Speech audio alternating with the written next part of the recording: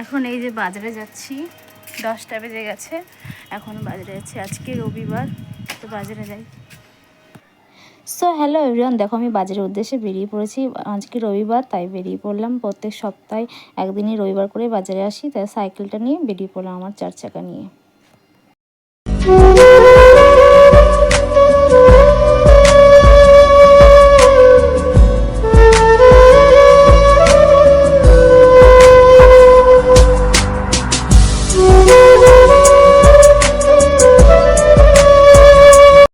Hi friends, দেখো বাজারের কাছে চলে এসেছি, আর এই যে আমি এখন বাজার করে নিয়ে চলেও আসলাম।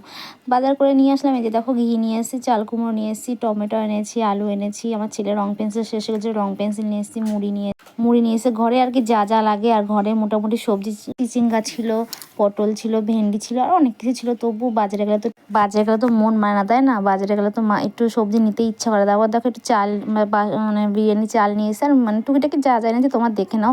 আর এদিকে দেখো সিলভার কাপ মাছ নিয়ে এসেছি, আর নিয়ে এসেছি হচ্ছে মাংস নিয়েছে। রবিবার মানে তো মাংস হবেই, তাই না? আর এই যে দেখো 3টে ডিম, 3টে আলু সেদ্ধ করে নিয়েছে। আজ রাতে একটা জিনিস হবে, সেটা অবশ্যই তোমাদের রাতে শেয়ার করবো। আর একটা পটল ভাজা, দুটো পটল ভাজা, দুটো বেগুন ভাজা, আর এই যে কলমির শাক করেছি, মানে পুরোটা করিনি, হাফটা রেখে দিয়েছি।